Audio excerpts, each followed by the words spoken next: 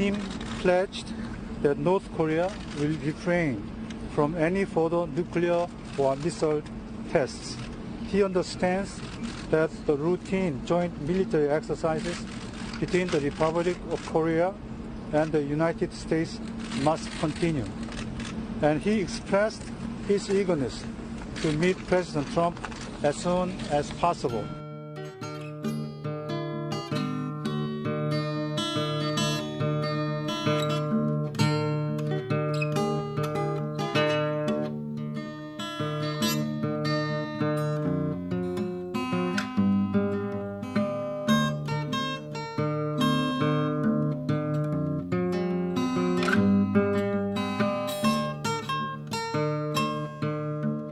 You're listening to TMI for the week of March 12th, 2018. Today, Dave speaks to Richard Bramhall of the Low-Level Radiation Campaign in the UK, an organization he founded in 1993. At RadSafer on Twitter, and find the webpage www.llrc.org. Richard Bramhall from the Low-Level Radiation Campaign, which I understand you've been involved with for quite a while. Yes, we set up the Low-Level Radiation Campaign in 1993. That seems like a long time ago, and before Fukushima, but after Chernobyl. What triggered your focus? My focus was triggered by the fact that I knew Chris Busby, and he was working on these issues just out of pure scientific interest. And then he just began to talk to me about his work, and it got more and more interesting, and I just got involved as a way of helping him along. His interest was triggered by Chernobyl, in fact, which had happened, 6-7 years before I really got involved with him. And by then, the health effects were becoming apparent, and that it was the divergence of views which characterizes this whole field of radiation risk. That was very much to the fore, with the governments and the official advisory bodies saying, oh, there's no problem, the doses were so low, and the journalists and the people on the ground and the people whose children were dying were telling another story altogether. Right. The way that information was disseminated by the USSR was just suspect from the start. Yes, it was. I mean, when there's bad news, it's kind of automatic to cover it up, especially when it's about something so serious as nuclear reactors and explosions and radioactive fallout. The secrecy and the denials in this country, in the United Kingdom, are just as grave as anything the USSR has ever done. The bad part about that is that our only hope at mitigation is fast and accurate information. Yes. So we have and then of course, I think even the EINS organization has a lot of talk about how that's the responsibility of the government and operator to quickly disseminate accurate information, and we see accident after accident where that simply just doesn't happen. Yes, and then later on, when the health effects become apparent and people start studying them and publishing their results, you get the denials and the smears. Yeah, ad hominem logical fallacy. Yeah, that sums it up. Yeah, well, so what were you doing before LLRC?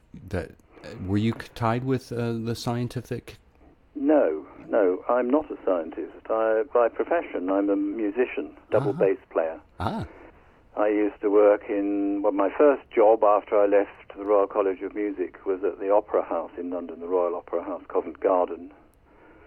And then I went to the Royal Philharmonic Orchestra, and then I moved to Wales, and I played for personal reasons. I bought a small farm, but I used to play with the BBC Welsh Orchestra, that's the radio station, and with the Welsh National Opera.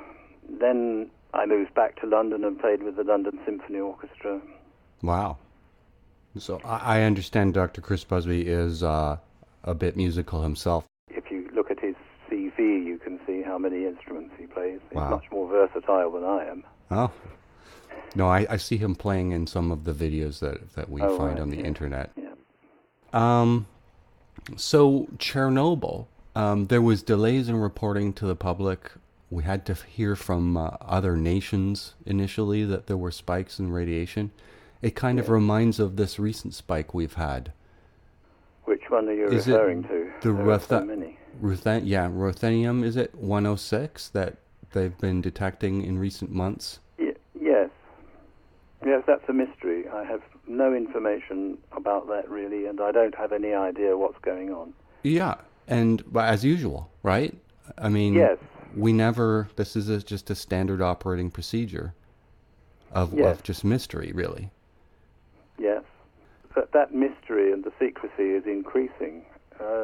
We were at a conference yesterday and looking at United Nations data for the releases of radioactive particles from the stacks of nuclear power stations around the world, and realizing that data only goes up to 1999.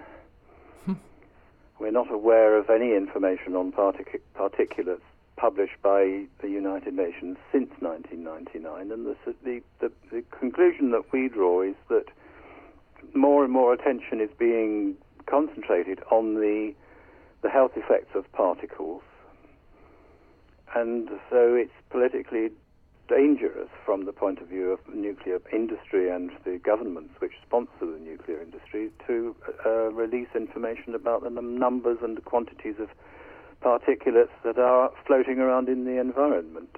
And they are truly huge numbers. In Canada, they talk about, and not just Canada, the United States, that a lot is released when they shut down for refueling. Yes, that's what they call those outages in this country. The other thing, just a statistic for tritium, 75% of U.S. plants tested release and leak tritium into the groundwater. Yes. So, and all this is not included in releases. There's some release, just even in cooling towers, that because of minute leaks, that there are actual particles that make it into that lovely steam that the pronuclear likes to convince us is perfectly absent of any contamination. Yes. I know really very little about reactor design or how it is that these particles are released, but it seems to be completely ubiquitous that every reactor in the world does release these particles. The UN report on this is on the internet, so anybody can read it if they know how to find it. And it lists all the reactors, and every one of them has a positive quantity against it, so that none of them is operating without releasing particles. Let me give you an example in Canada here. I'm downwind from a giant multi-reactor complex that has 8 reactors, all sharing safety and containment systems. But forget that, beside it, there's a smokestack where they burn with flames in an incinerator low-level waste. And our regulator publishes the contents of that effluent. Meanwhile, the food basket of Ontario that they're promoting, we need to shop, local and Ontario produce, it's downwind of all of this. Yes. I mean, I don't know how it is. Do they release the data on what's going into the incinerator? No, they're pretty vague. It's a wide range of low-level wastes, from gloves and mop heads to, they call it low-level waste, and so I presume that whatever they put in there falls in that category, and they do have those categories. But we don't hear details about what goes into it, but they were nice enough to tell us what comes out of the smokestack. Oh, right. In terms of what radionuclides are involved? Oh, yeah. I'll email you. I'll even put it in the show notes. And this is the regulators testing. This isn't... So this. Yes. Well, it would be interesting to know what radionuclides they are admitting to. I mean, is there plutonium? Is there uranium? I think they're Strontium-90? They're all listed, all the usual suspects. Yes. You know. Anyway. So these plants are not clean and green. You know, No. The way they're No, sold. they're death machines. When a government advertises like that, and makes false claims like cheaper than wind or cheaper than solar, and it's clean and green and carbon free and all this, that is knowingly disseminating false information. Yes. Where are all these false advertising campaigns I remember from the 70s and 80s? Yes, that's a good question. Mm-hmm. We increasingly get the feeling that the big NGOs, the big campaigns like Greenpeace and Friends of the Earth, are looking in the wrong direction. Well, could it be true that Greenpeace UK is dropping the ball, or do you think... Yes. Because I have to say, we have a Greenpeace guy here with Greenpeace Canada who focuses on energy, particularly nuclear, and he shows up at all these hearings, and he gives absolutely stellar presentations.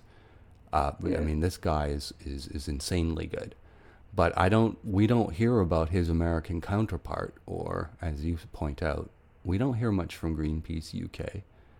But they were protesting, I think, the Hinkley, but you're saying they don't get into the actual nuts and bolts of it.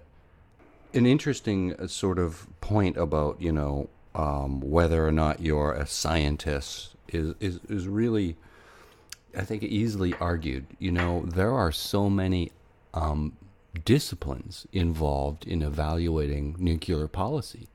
There's ethics, there's economics, there's geopolitics, there's theology, there's its track record or its history. There are so many ways of looking at it and condemning it, just even on its economics, that you don't need to be a uranium physicist to argue against nuclear. There are so many areas in which it's fallen short of its promises or not lived up to public standards. Yes. But if we're just looking at my subject area, I'm sorry to keep dragging you back to my limitations. Absolutely not. The scientific disciplines which you need are really quite demanding. Okay. We're talking about the basis of radiation risk standards, right. And then we're talking about epidemiology, which is how one can test to see if the standards are actually living up to what they're supposed to do, whether they are actually protecting people from what's released to the environment to a standard which is desirable. It's a good reminder that, like Greenpeace, here I am drifting off into geopolitics and morality, and yes, I'm skating over the science. The science is there. Sorry, I was talking over you and I missed something. Well, the science is there. There are epidemiological studies, are there not, in Germany? They're very limited and they're once every sort of 10 years, but isn't there a French one? And then I think Dr. Budsby has tried to do his own study of contamination on seaside locations. Yes. Every time they're about to actually study this, whatever country, it seems to be cancelled at the last minute. That does happen. There was a big study in the United States, which was at government level, which was cancelled at the last minute with no very adequate explanation of why. A lot of us were looking forward to that. Yes. And what was the excuse that was not required? Yes. It's a technique called don't look, don't find. Right. And we're seeing it at the moment here in the United Kingdom, where this is a campaign which I'm currently very much engaged on. A new nuclear power station is planned for Hinkley Point in Somerset, which is on the sea. It's right by the edge of the Bristol Channel, And in order to do some of the construction work, they want to do some dredging to allow ships to come alongside with the heavy building materials. Mm-hmm. And they've also got to do some other work under the sea. So they're planning to dredge up 300,000 tons of the sediment, which has been contaminated ever since 1965, when the first nuclear power station on that site began operations. Mm-hmm. And the plan is to do the dredging and put all the sediment into barges and tow them across the Bristol Channel and dump them offshore just about a mile or 2 miles from Cardiff, which is the capital of Wales. And this is causing a lot of consternation in Wales, as where they're planning to dump it. It's not. They don't plan that it should stay there, No. but the point of putting it where they plan to, which is a little it's a sandbank called Cardiff Grounds. The point of it is that the tidal velocity going past Cardiff is so huge that the sediment will be dispersed upstream and downstream as the tides go in and then out, so that all the sediment will be washed off the sandbank and be distributed all the way up, perhaps 20, 30 miles up the river. Wow. And then it will be, the finer particles, sediments, will be separated out by tidal action, by wave action and the wind, and will be deposited on the beaches. And from there, any radioactive particles, which are certainly in there, those will be resuspended and blown inland, and they will land in people's lungs and in their food. And the government is saying, and the nuclear industry is saying, that the doses will be far too low to be of any risk. But of course, if you've got a hot particle of plutonium or uranium in your lungs or lymph nodes, then the localized dose to the little colony of cells in the immediate vicinity of that particle is going to get a very high dose. Yeah. But the problem is that the nuclear industry and the regulators and the government departments are not looking at what's in the sediment in a way that will reveal the presence of those particles. We know from experience elsewhere and from official reports that the plutonium is there, but they're refusing at the moment to look at it, and their testing regime is just revealing a very small number of radionuclides, and they're saying, oh, well, the dose is so tiny, it's not going to be of any health significance. So this is the kind of denial that we are facing. It reminds me of so many examples that we see in the history of nuclear. It's like this. It's the same pattern every time. Well, it's something which has its roots in the Cold War, when this all began in 1942, when America was racing to make the nuclear bomb before Stalin could. And secrecy was very important, and they had to have standards to protect the workers who were actually building the bomb, tens of thousands of them. And they had to do the science in a very rushed way, and they overlooked. They didn't overlook the hazards of internal, but the problem of working out where particular kinds of radioactivity would go once they were inhaled or ingested, or absorbed through the skin or through cuts and grazes. The problem of working out what would happen inside the human body once the radioactivity was inside the body was so complicated and so difficult that in the end, they just closed down the committee that was trying to look at those effects, and said, well, we're going to understand all these radiation risks as if everything was as like X-rays.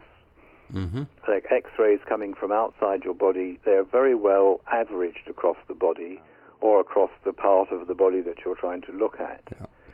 And it's relatively easy scientifically to come up with a dose-risk relationship.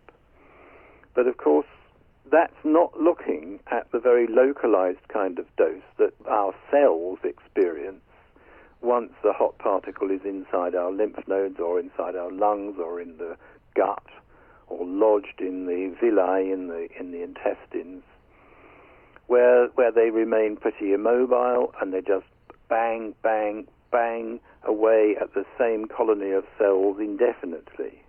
The risk model was based on probably a 30-year-old war-ready male being hit by, as you say, just radiation like an X-ray, gamma, or spread over his entire body. And there's a big difference. Or across an entire organ.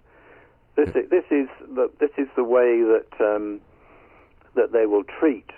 For example, for a very cogent example, if you get a theoretical plutonium particle into a thoracic lymph node, that is a lymph node on the upper part of your body, they will not look at the local dose, the dose to the cells which are actually getting hit. Yeah. They will they can easily, they'll model that particle, they can figure out how big it is, they can count theoretically the number of alpha rays it's emitting, and they know how often those will be emitted. But here is the trick. They will average the energy from those decays across the whole lung, because as far as the ICRP model, that is the model of the International Commission on Radiological Protection, as far as that is concerned, the thoracic lymph nodes are part of the lung. This is a scientific fiction. It's a fallacy. It's actually lunacy. I think I've seen, could have been in a Dr. Busby presentation, zoomed in photos of cells that have been damaged. Yeah, you won't be seeing the cells. We don't have the capacity to photograph cells. But what you will have seen is alpha stars. These are not too difficult to obtain, the pictures. What you do is you take a sample of say radioactive sediment and smear it across a piece of plastic called CR39, and you leave that for a good long time, and the alpha particles from the plutonium will damage the structure of the plastic. Then you develop that in a sort of caustic, strong alkali solution, which etches away the parts of the plastic which the radiation has hit more quickly than it will do change the structure of the unhit bits of plastic.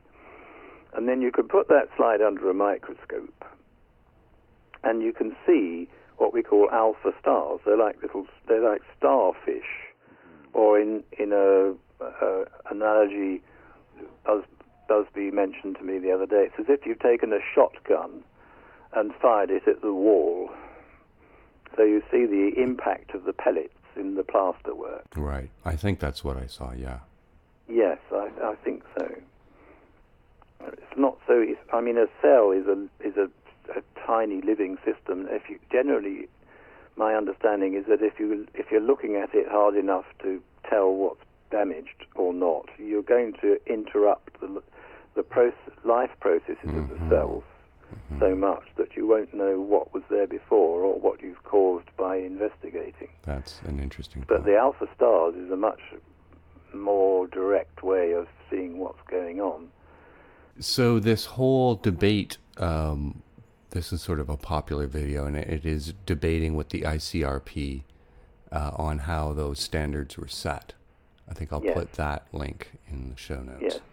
Yes. That's a fascinating debate, and it gets into, I guess, a great explanation. So back to the UK, they're going to dump this sediment from dredging in the middle of the water. Yeah. And this just really adds to the background, because there's I mean, all that water's all essentially connected to each other, and there's a lot of pollution in the North Sea. And then another thing I wanted to ask you about was Sellafield. I mean, this was a big event in British history, the 1957 Windscale disaster. And it's often, I find it interesting to note that very often when they just rename things so it's become Sellafield. Yes. But isn't there, I mean, at one point, I think one of the Greenpeace actions that I do remember was, didn't they photograph the pipe that leads out to sea from the Windscale site, the Sellafield? There's a whole system of reprocessing plants that exist there now. Yes, back in the day when Greenpeace was doing anything active against the nuclear industry, I think they did do some pretty daring-do kind of operations. I think photographing the end of the outfall pipe was the least of it. I think they blocked it at one time. Okay. Now, does that pipe still exist? Yes, I believe so. So they're just pumping nuclear waste out to sea by pipe? Yes, I suppose so. Well, one thing we've been doing in the last few days or weeks is to analyze some samples of the sediment from Sellafield. And we're finding, if just on one small piece of plastic, that there are 7 or 8 of these substantial particles. So these are samples which have been taken pretty much at random from the sediment a mile away from the Sellafield outfall pipes. And these are actually on land. They're in parts of the environment where people go. Yeah. People walk for recreation, where they walk their dogs. Yeah. And the suggestion is, I mean, the implication, if we're finding 8 hot particles in 1/10 of a gram of sediment, which is all it takes to set up this experiment. You open up this box of sediment, which our contact up in Cumbria has sent us, and we take out 1/10 of a gram. That's got 8 particles in it when we have tested it and developed it and so on and looked at it through a microscope. Wow. The implication is that there are billions of these particles in the beaches up there, and the activity of them, the radioactivity, suggests that nearly all of the radioactivity in the whole beach is coming from such particles. Wow. These are truly stupendous amounts of radioactivity, and they are out of the box now. It's never going to be possible to put them back in. Right. The operators of Sellafield are required by law to have little tractors trundling up and down the foreshore with a radiation detector underneath, and when an alarm is triggered, the thing automatically stops and lowers a little grab, and it picks up the bit of the sediment which has set it off, and it puts that into a sealed container and presumably takes it away and puts it somewhere safe. But the point about this is they are only finding the hottest particles and the largest particles.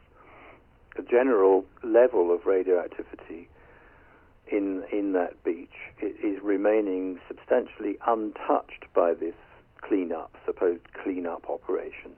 It's in the shape of these microscopic particles, maybe a micron or half a micron across, or some of them will be up to 5 and 10 microns. But these are sizes which are very easily resuspended if they just dry out and they could blow away, and they're available to be inhaled and eaten by people. So this monitoring and cleanup operation is completely pointless.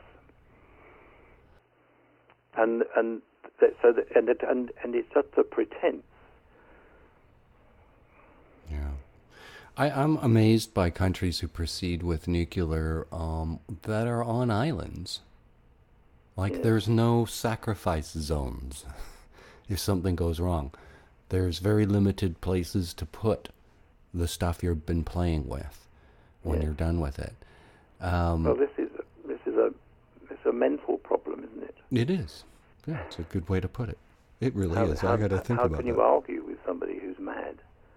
That's, yeah. And arguing with people who are in the industry is a thing unto itself, really.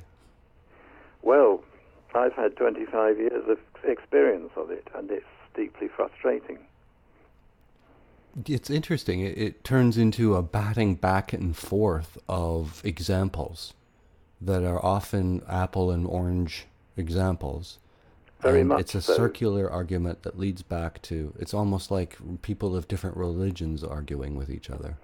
It is, and sometimes the most sensible thing to do is that you agree to disagree. Right. And we've reached that stage in dialogue with the government department of energy, where the non-government organisations have a regular forum going on. And the Environment Agency, which is supposed to be the regulator on these issues, has put up the shutters and refuses to discuss matters of radiation risk. They say this is not our business. We will refer any such questions to Public Health England and to the British government's committee. It's called the Committee on Medical Aspects of Radiation in the Environment. And when we try to have such dialogues with those bodies, they talk absolute garbage. They've now reached a stage where they will not discuss anything rationally at all.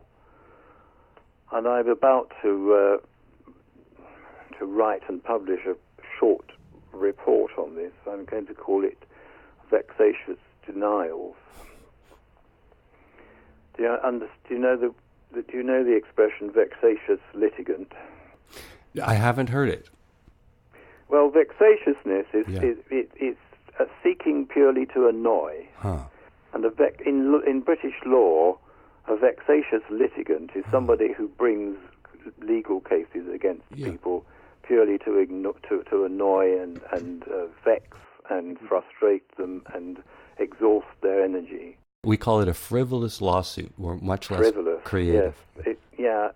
I'm rather happier with the word vexatious. No, it sounds good. Concept because frivolous suggests lightness and humour. Right. There's no lightness and no humour about the way that these government departments treat these matters. I really want to ask you this. Okay, so, in Canada, we have the CNSC, which is our regulator, and it is housed in the Ministry of Natural Resources, which promotes the export and mining of uranium. And much like you are describing, when it comes down to issues of radiation, it's deferred to the CNSC, the regulator.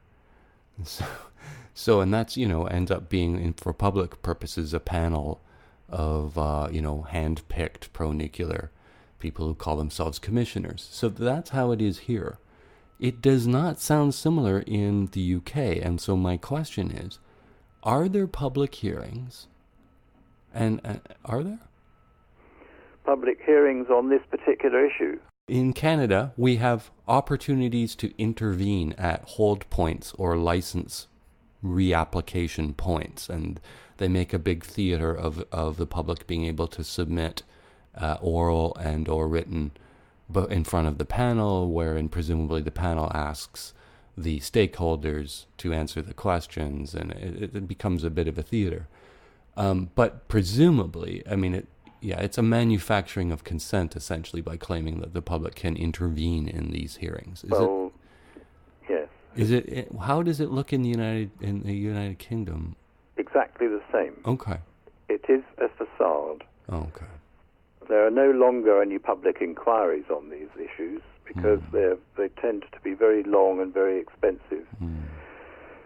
And the submissions that public interest bodies put forward are extremely embarrassing to the authorities.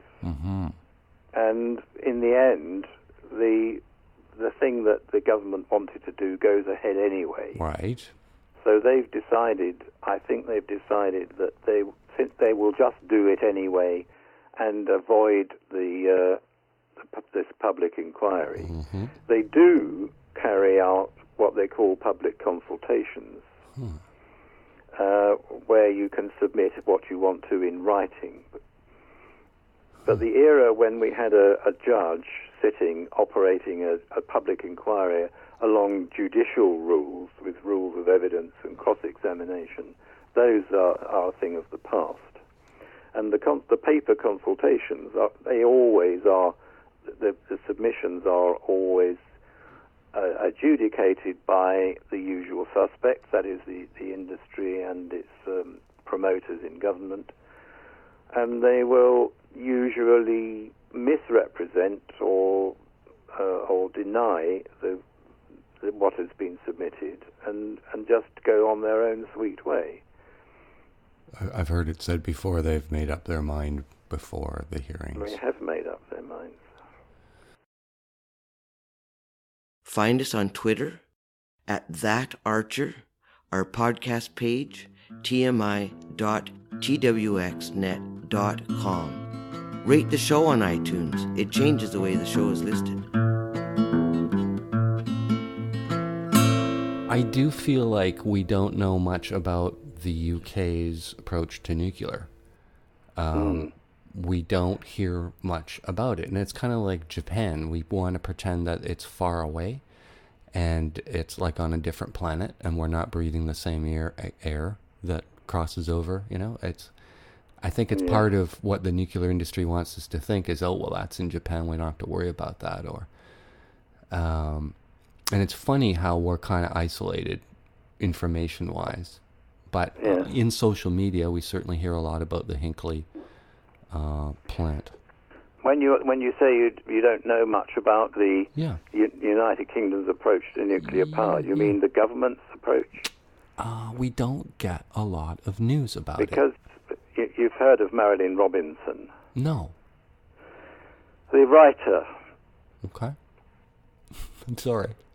Canadian, I can't help it. No, I haven't heard of her. Sorry. She's very famous. Okay. But she wrote a book. It was around the time of Chernobyl. I have a copy here, and I'm looking at the publication date. It's called Mother Country, and it is a flat-out diatribe against the British establishment and its, in general, and its attitude to nuclear power and to poisoning its population. Wow.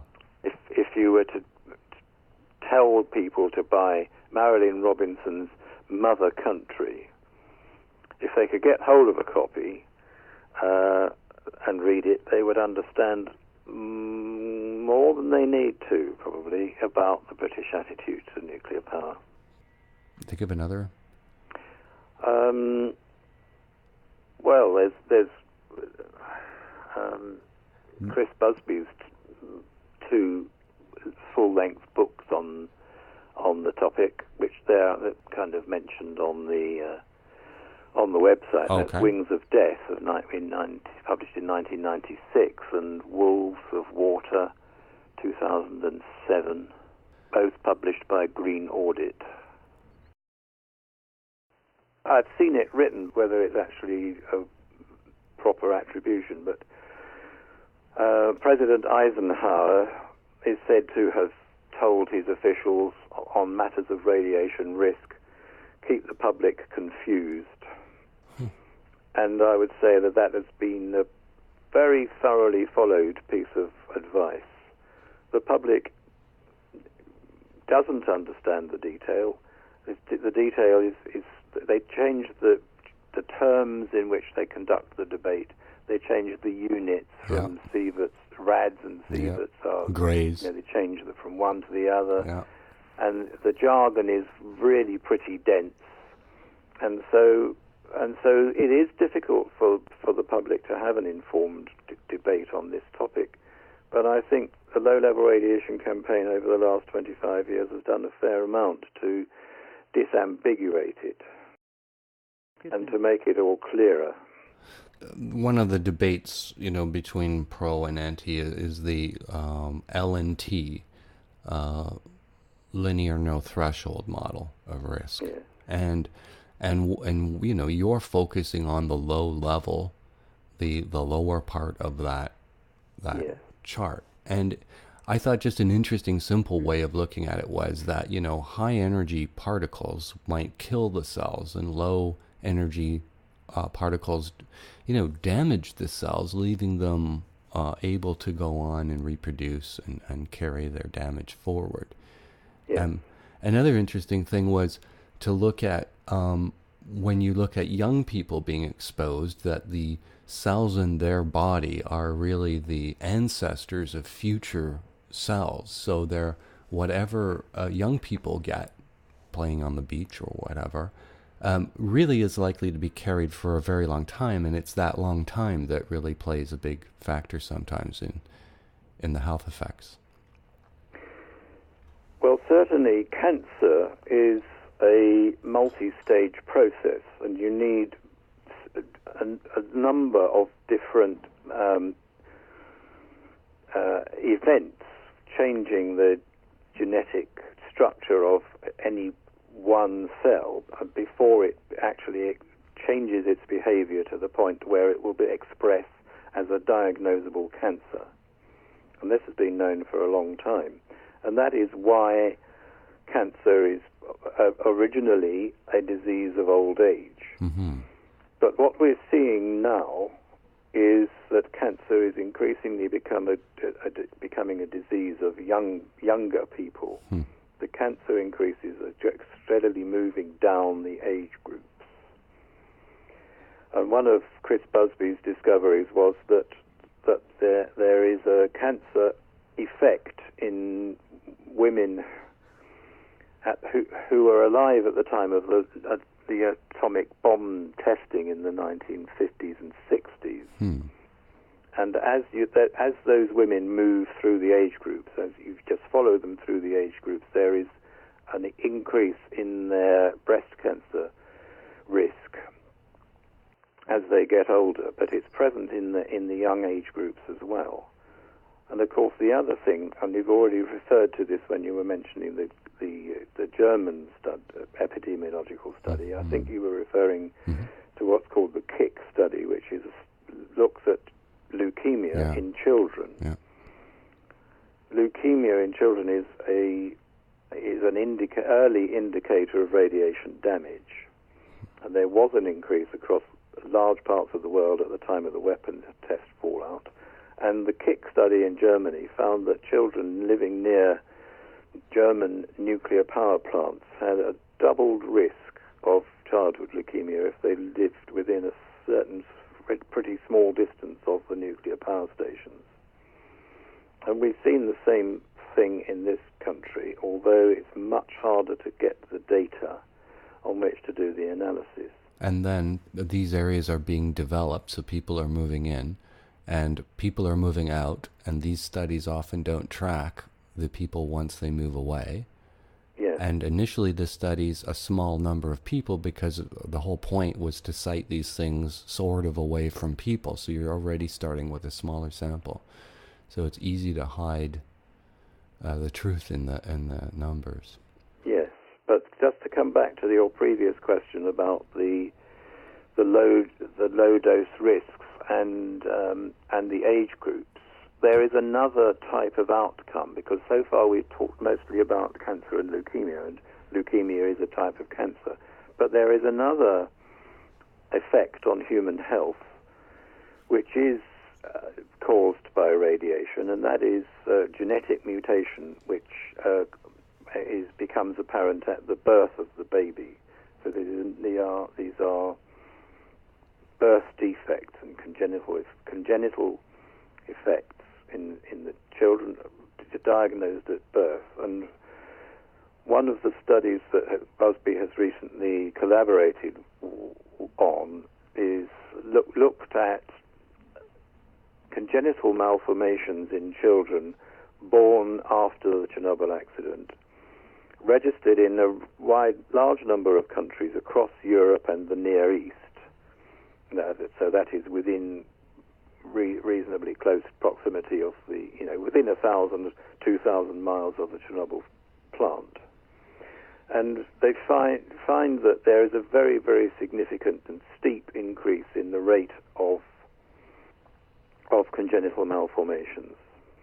And that is not a cancer effect. Mm-hmm. It's a direct attack on the germ cells, the father's sperm and the mother's eggs, which are damaged, and then that damage is expressed as a change in the, like it's a loss of limbs, or children born without heads, or with hair lips, or with multiple sets of teeth. I mean, the range of disfiguring diseases and debilitating conditions is enormous. And what this study does is define a huge error in the ICRP risk factor for these congenital malformations. So this is a real-world experiment in which people all over Europe and the Near East were exposed to radioactive fallout, and that's what happened. Now, the ICRP, when that looks at congenital malformations, they found that the origin of their risk factors in studies of the survivors of Hiroshima and Nagasaki did not have any increase in the congenital malformations, largely because they started to look very, very late. They didn't recruit the study groups until the 1950s, so that's minimum of 5 years after the end of World War II. But whatever the reason, they didn't find a risk factor. They didn't find that there was any increase in risk across the different study groups in the lifespan studies of the Hiroshima and Nagasaki survivors. But they didn't, to their credit, they didn't actually believe that there could be no effect. So they set out to define a risk factor. And what they did was expose mice to X-rays and then see how many of the baby mice were born with congenital malformations. And they didn't find very many, but nevertheless they defined a risk factor. But the lesson of this big study of the Chernobyl congenital malformations is that there is 10,000 times as much genetic damage to those babies as you would expect on the basis of these externally irradiated mice. Mm-hmm. And that, to my mind, points very, very clearly to the effect of internal radioactivity and particles in particular. And shed loads of uranium particles came out of the Chernobyl accident. We've heard terms like Chernobyl heart, and also there was a lot of talk about Fallujah, where depleted weapons are used. Fallujah was a different kind of exposure again, but, well, a different origin of the particles, but actually the same effects. Fallujah was subjected to a lot of depleted uranium weaponry, or maybe not necessarily depleted uranium, but their weapons are now being created which use the explosive power and the pyrophoric power of uranium, and that creates microscopic particles of uranium and depleted uranium, which are quite hard. There's made as a ceramic kind of physical quality to these particles, so they are very durable in the environment, and they are so small that they're very easily suspended and inhaled. And what you find in the children in Fallujah is very large incidents of quite disfiguring and terrible genetic effects. Did they tell the women in that area to not have babies? I very, very much doubt it. I think I heard I saw a news story just yesterday pointing out that depleted weapons are being used now in the fight against ISIS. I don't doubt it. It's, To be crude, it's kind of like, flinging shit at your enemy. I mean... Well, it's actually flinging it at your allies as well, right. Because the fallout from these weapons is quite undiscriminating about who it kills, and it has to blow where the wind blows. Right. And the congenital malformations is a part of a larger problem, because at the same time, in the months after the Chernobyl accident, and no doubt this was happening in Fallujah as well, that the children, the babies in the womb who are so badly damaged that they are not capable of living, they disappear, right. They die, and many of them are born dead. Improperly diagnosed in a way, so they're not counted. Well, they become invisible, yes. But so there is invisible damage. But of course, the mothers are damaged, even if it's only to the extent of grieving for a baby who died. It makes you think of Fukushima, but it's a little different, the direction that the particles blew away towards the sea and that there was evacuation. These other areas, they're not evacuated, and so the people remain in these environments. Well, I don't know if anyone was actually claiming that all of the radioactivity blew out to sea. Right. The fallout on land has been quite extensively mapped, and that data is available. Yeah, no, absolutely no. But the bulk of it blew out to sea, whereas in Chernobyl it's somewhat inland, and there just simply is no escape. Oh, well, yes, that is certainly true, yes. That's one reason why it might make sense to build nuclear power stations on islands, but I don't think it's a reason to build nuclear power stations on islands, because it's only the sea is only half of the story, isn't it? The winds sometimes blow the fallout back on land. That's right. In fact, I think in the hours after the Fukushima major explosion, the wind was actually blowing towards Tokyo very briefly, and then changed around. But yes. So a question I have for you: nuclear liability law.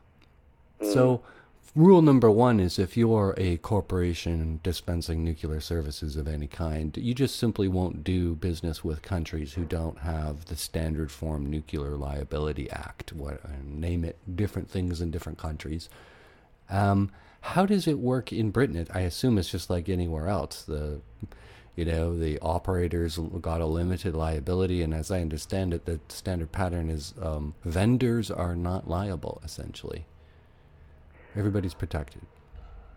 You're well outside my comfort zone. This is well beyond my expertise, but I do understand that there are, in general, quite low limits on the amount of damage that an operator would be required to pay for if there were an accident. The Hinkley project, so that's your nuclear renaissance, rebirth. And the price just keeps going higher and higher and higher. It's at the ridiculous level now, I think 20, and then some people are maybe cynics are saying it's going to end up being 40 and 50 for a couple reactors. On a site that doesn't have a good track record already, as you pointed out, with its polluting of the shoreline. Is there any, excitement for these new projects amongst, taxpayers? I mean, how does the average, Joe and Jane feel about this? Because, we don't have a good track record. This is true. I think in general, there are more people opposed, people in the street are more opposed to nuclear power than are in favor of it. The balance of opinion has shifted over the last few years a little bit, largely because the industry and the government has been presenting it as an antidote to global warming and to fossil fuels, which, to my limited understanding, is not a convincing argument, because there are studies which reveal that nuclear power is only carbon neutral in its operating phase. The construction, the mining of the uranium, the fabrication of the uranium, and the long-term effects of having to handle the waste for thousands of years mean that it would have been just as beneficial to use the fossil fuels to create the energy directly than to build the nuclear power station and do all the other things that you have to do. So nuclear power is not carbon neutral. Yeah. Depending on your style of enrichment, there are examples where coal-fired generating stations power enrichment plants. Yes, so it's hard to argue. And then the cost, if you're going to fight greenhouse gases using nuclear power at the rate that, just based on the optimistic views of Hinkley's cost, that's going to be an expensive battle. And then the time it takes from drawing board to completion, we're not going to make it. And meanwhile, wind and solar just crop up as we speak. Yes, and the other thing about this is that as long as a nuclear power station seems to be a viable project, it will attract the investment money and take it away from the renewables. Right.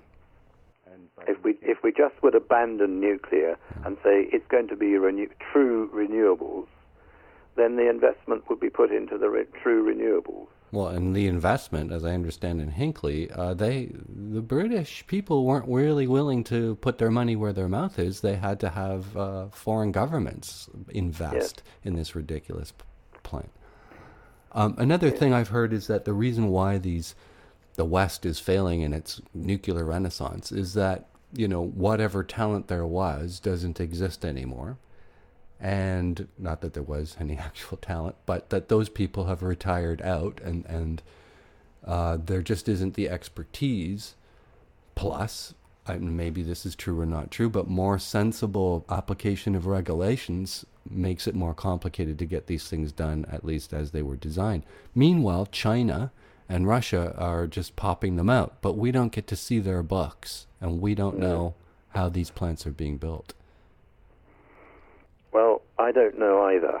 Again, I'm afraid you're talking to somebody who deliberately keeps a rather narrow focus on the radiation risk model, right, and on the evidence that the ICRP risk model is wrong.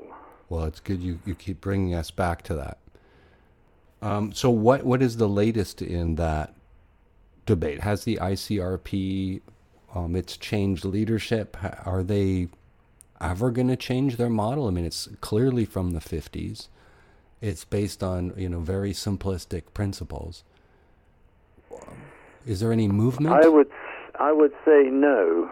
I think what we're looking at is a true scientific revolution in the sense that's been defined by Thomas Kuhn and Michael Polanyi to define this process of where you have a scientific paradigm which everybody takes as truth for a long, long time, and then you get some observations which don't match with the predictions of the theory. And the people who make those predictions, who make those observations, are at first disregarded and then regarded as madmen, and then eventually their views gain such currency that the old model collapses, generally after the last person who has been educated in the old model has died. The old model of cosmology was still being taught in Oxford University decades after Newton described gravity. That's interesting. These things take a long time, and denial and name-calling are part of the dialogue, and we've had a great deal of experience of that. Now, more and more studies showing that the risk factors for internal radiation are getting published in the scientific literature, and the old certainties are dying. And so that the deniers, the established people who are using the old science to defend the nuclear industry and nuclear weapons, are increasingly just refusing to have dialogue. They can't and they won't. So they just shut themselves away and don't have the dialogue. And that's what I was saying earlier in this conversation, that we're now in a situation where dialogue has been shut down. And we are being, the authorities and the government are labeling us as vexatious litigants. Mm-hmm. But their denials are increasingly becoming unsustainable, logically unsustainable, and easy to expose. So we're in a kind of a limbo state now. Before the old paradigm collapses completely. Whether I shall live to see it collapse, I don't really know. I saw on the low-level radiation campaign website something that, in a sort of sickening kind of way, might be exciting, because it does create another pool of data from which to wage this argument about low-level radiation, and that is, and I would never have thought of this, but fracking. Fracking. Yeah.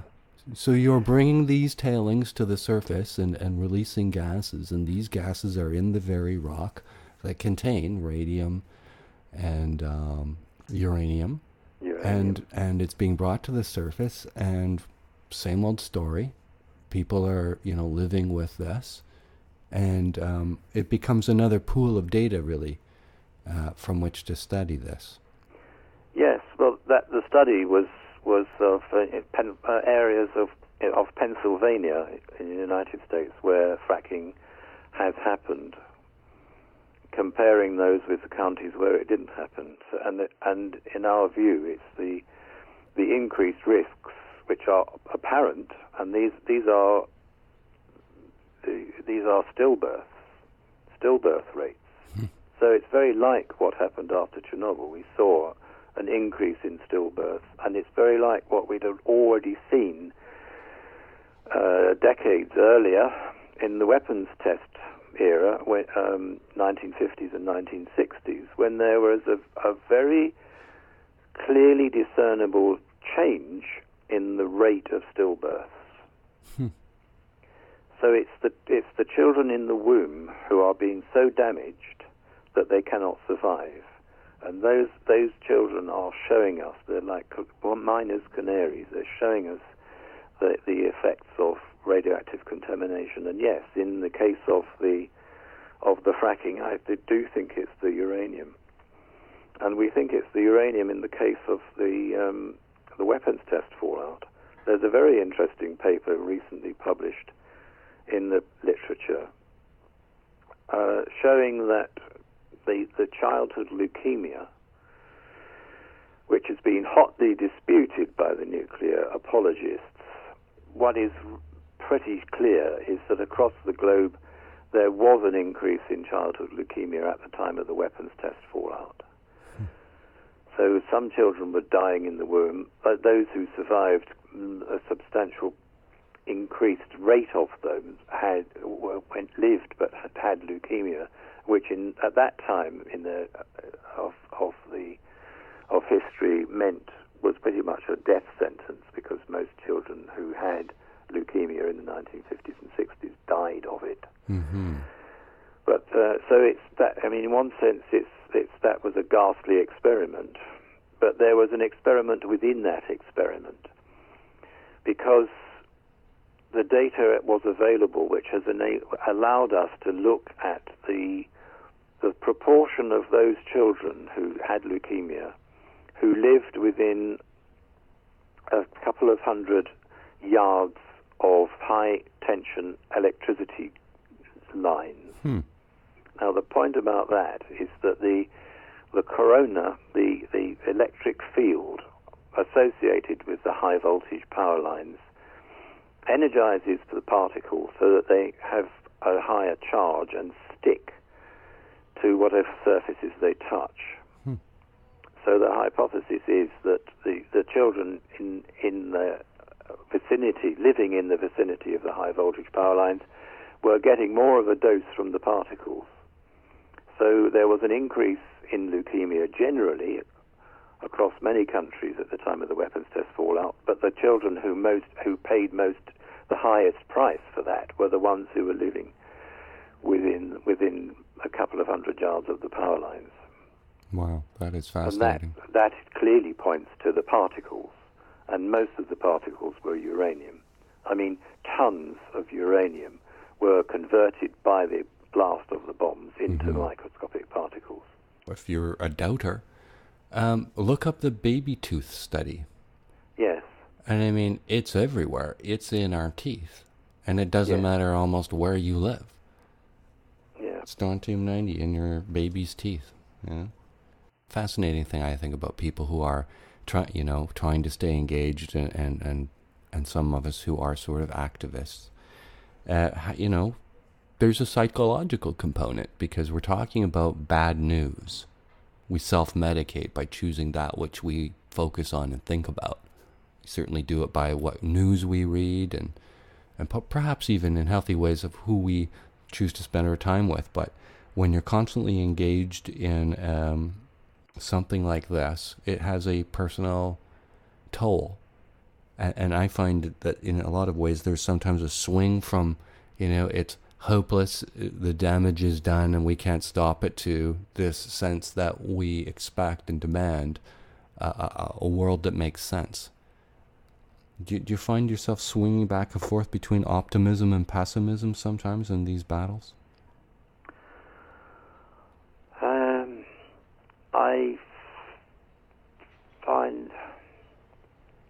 I find this work difficult, and I get very self-critical because I seem to achieve so little in a day. It's almost a physical effort to get myself to sit down at the computer and not to just idly look at Facebook, but actually to do some sensible writing and communicate well. And it's very easy to get distracted. I have to take time off. I help my wife to run a cafe in this small town where I live. And we've recently, with a few of the people working in the cafe, we've set up a separate operation taking out-of-date food from the local supermarket and preparing it into tasty meals for homeless people, which is being distributed all over Wales. Wow. So that's quite diverting. Sure. It's quite nice just to stand at a sink and wash up dirty dishes or to chop vegetables. That's interesting. It's an easier job to do than this dispiriting fight with people who don't want to know the truth. Yeah. And you almost touched on it yourself. I mean, there you are, and you could just Facebook or YouTube or Netflix or text and though even we live in a time where people have access to more research and information than ever, I often wonder if now we're more fractured, and though we all have now soapboxes, we just become lost more easily in this sort of fractured set of causes we have, because there are different causes that sort of compete in a sense for the attention of Joe and Jane average. Yes. Yeah. I think that at the same time, people's attention spans are reducing. Right. It's difficult to get people to listen to a structured argument. Right. We have to argue in sound bites now. Yeah. And it's almost as if the easier it is to communicate, the harder it is to communicate. Interesting. One has to choose the level of the argument, choose the level of the information, so that it's going to go straight to the sort of centers of interest in a person's brain. It's no good asking most people to concentrate for any length of time on a structured argument. You've got to hit them with the main point right at the front and say, how would you like to have a particle of uranium in your lymph node?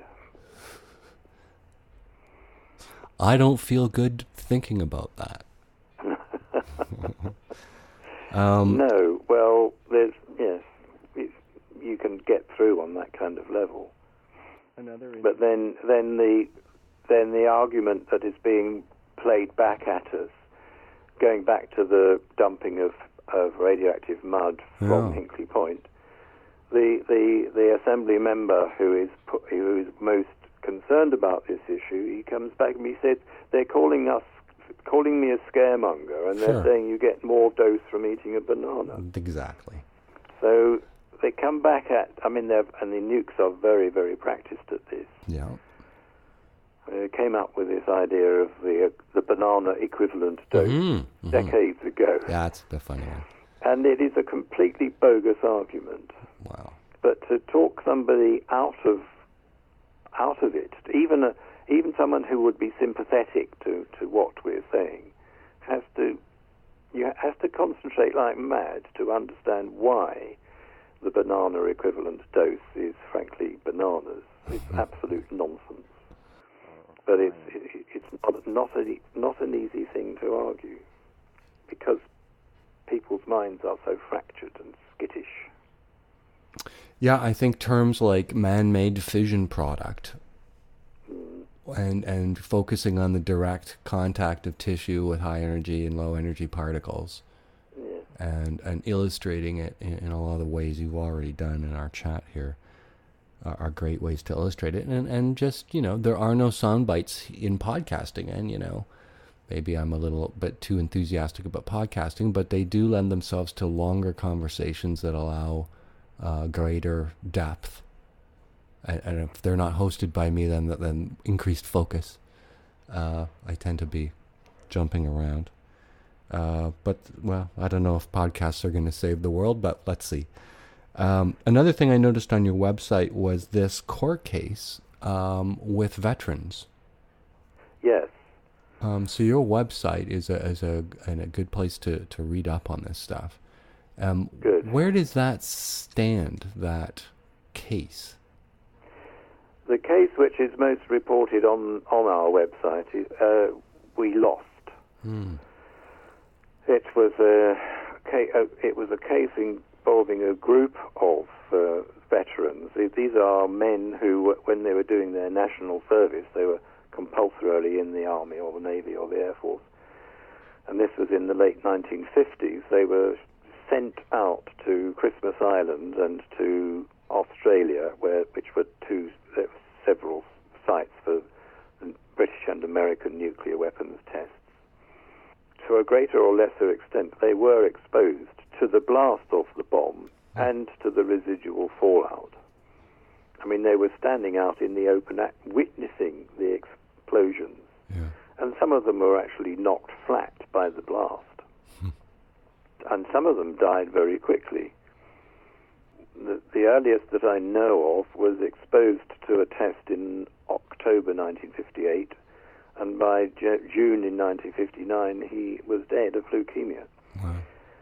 But the vast majority survived, and many of them are still alive. But they do have two substantial pieces of information. One is that there is a very large excess rate of congenital malformations in their children and in their grandchildren. Wow.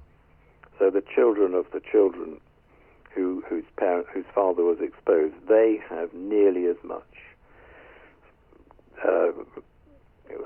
of conditions like double sets of teeth and deformed kidneys and missing wombs, a very large range of deformities.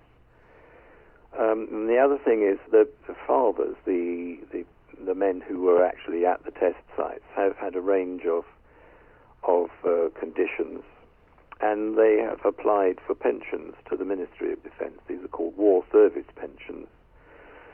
And those are very difficult to obtain unless the person had a dose which was clearly above some prescribed limit.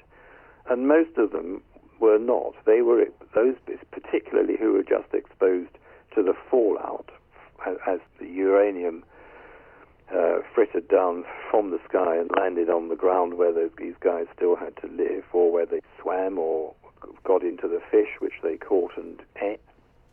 Quite in many cases, those guys didn't even wear dosimeters, so there was nothing to register a dose if they did get it. But in the case of the uranium, of course, dosimeter wouldn't measure that exposure because it's all locked up in little particles, and you don't get any radiation from those particles until you've locked them into your body tissue. Right. So the dosimeter is completely useless for that kind of purpose.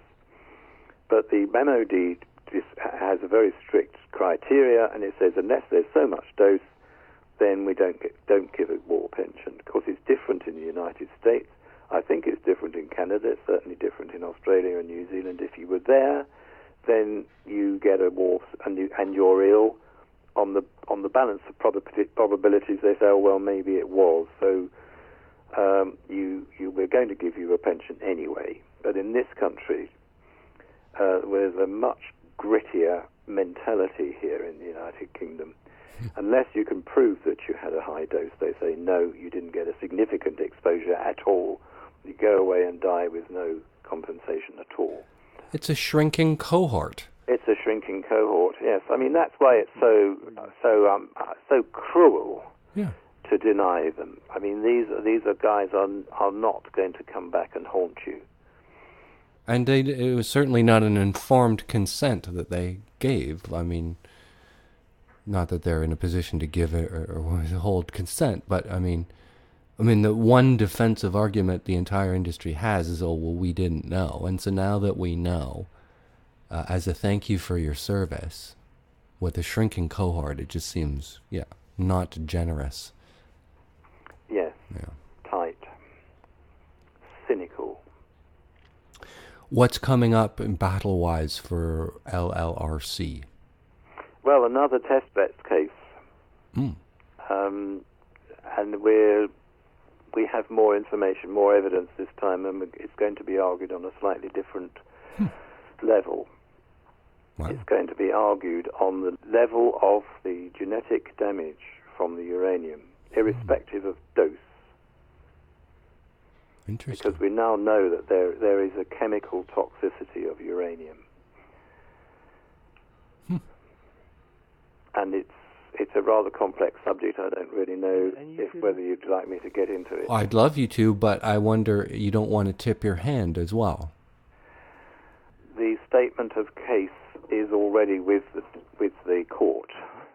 I think if I could probably just outline it in principle without upsetting the legal process. And it's a matter which has been under discussion with the radiation protection people, with ICRP, for quite a long time, for 10 years now. It's an aspect of the toxicity of uranium that has to do with the natural background, the interaction of natural background with elements of high atomic number, and uranium has a very high atomic number. The subject which won Albert Einstein his Nobel Prize. It's the secondary photon effect. Einstein observed that when a ray of light hits a surface, it kicks out short-range electrons, and the ability of light to do that increases with the atomic number of the element that it hits. And uranium is a very easy one to excite. You can kick electrons out of the surface of uranium with blue light. It doesn't have to be a terribly energetic particle that hits it. And of course, gamma rays coming from the universe are very energetic. And we are bathed in that field all the time. Mm. So the point is that if you've got uranium inside your body, it isn't necessary for the radioactivity of the uranium itself to damage your DNA. A stray gamma particle coming from outer space hitting the uranium in your body will kick out a little shower. That's actually quite an intense shower of very, very short-range charged particles which have the capacity to damage the DNA. And the other issue to do with this is that uranium has a very high affinity for the DNA. If you've got uranium in your system, a very large proportion of it will be on the structure, the phosphate backbone of the DNA molecule. So we've got a rather terrible situation where you're getting increasing amounts of uranium in the environment, and people building that into their bodies and being inescapably exposed to background radiation. Interesting. So that is the argument. And it explains why there are anomalously high rates of genetic damage at very, very low dose. It's been suggested that a bunch of congenital diseases could be attributed back to these kinds of mutations. Like a whole list of, I think there's 2,000 genetic diseases, and one wonders if, the mutation may not end up with Chernobyl heart, and it may not end up with a cancer, but it could, as you point out, damage the DNA that you pass forward to future generations. Yes. Yeah. I did a lot of driving yesterday, and I had the radio on. And the big news item, one of the big news items, was that lung cancer research is being underfunded. But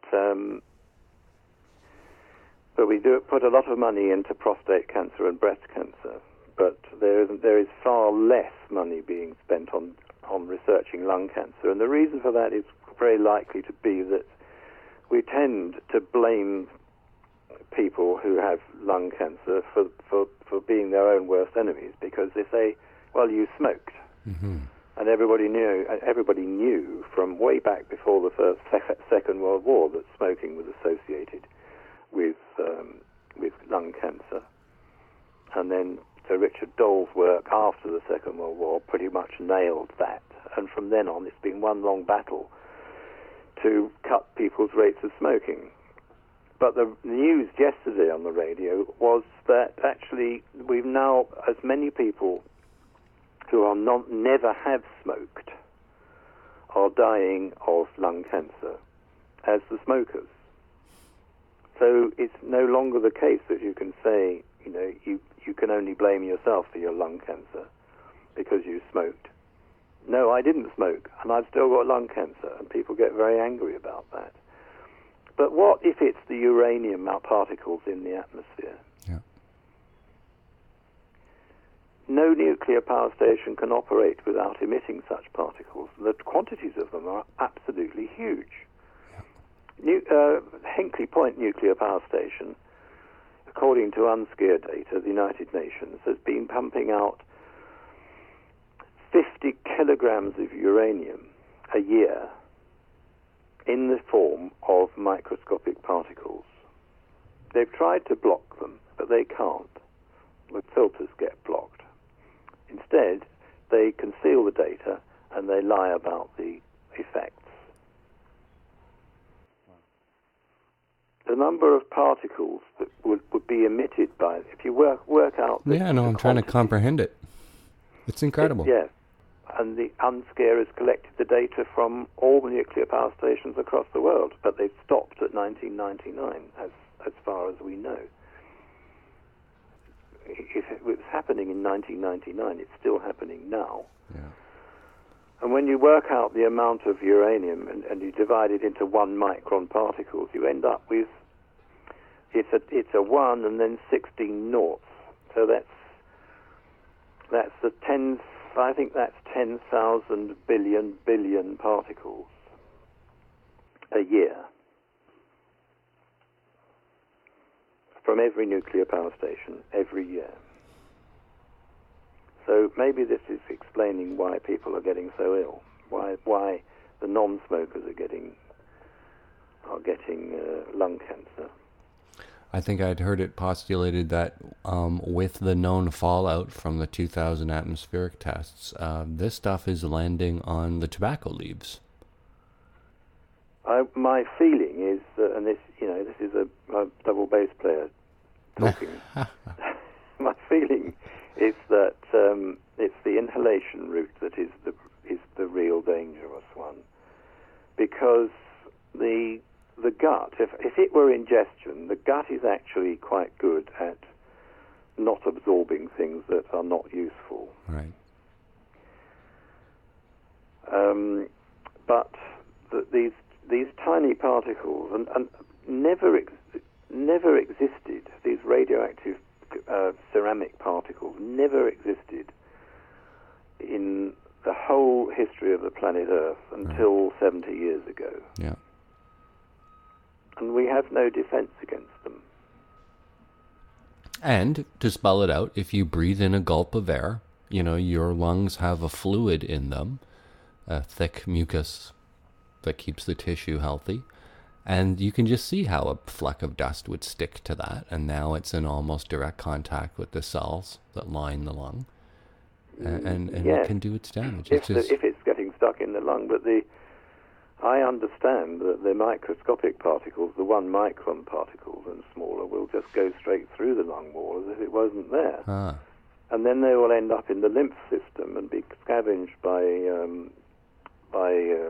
white blood cells.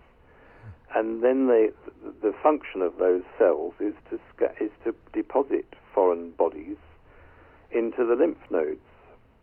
And the lymph nodes are at the same time the origin of many of the red blood cells. So you've got pollutants inside the factories which are making your blood. Wow. So it doesn't seem to be terribly surprising that leukemia, which is a disease of the blood cells, is a result. Wow. They're being mutated in the process of their production. I will be talking to Chris Busby, I think tomorrow, actually. He's kind of the king bee he's a thorn in the foot of the nuclear industry. That's true, yeah. Yes. Are you playing much these days? Not at all. No? There's a double bass standing in the corner of my entrance hall, but it doesn't get much attention from me. No? Sometimes I worry that the woodworm might be in it. They're very expensive.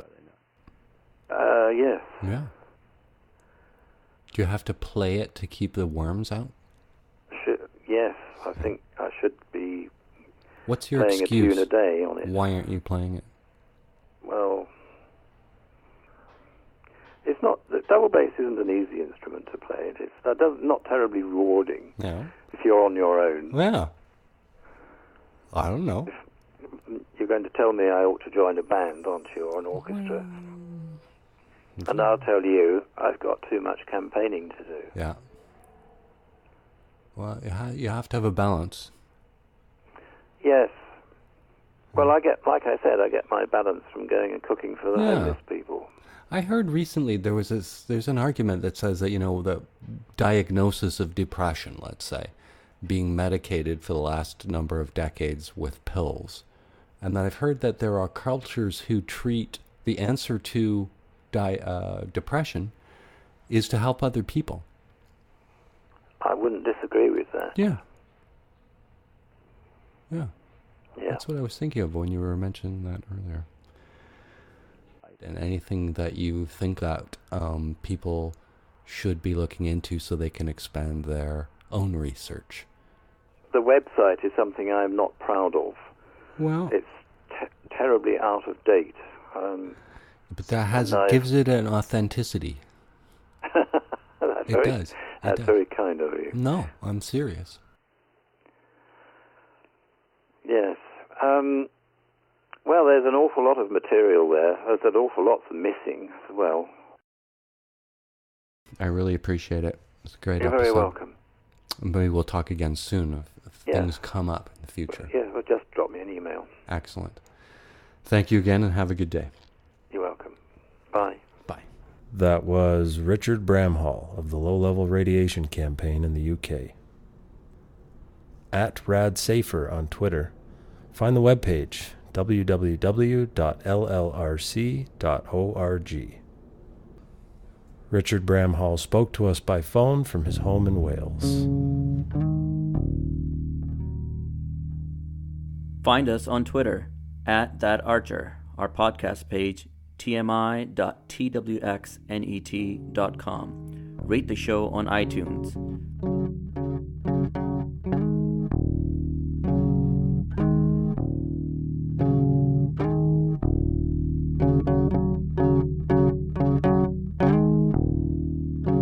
I'm Dave Archer in Toronto. And I'm Richard Bramhall in Llandrindod, Wales.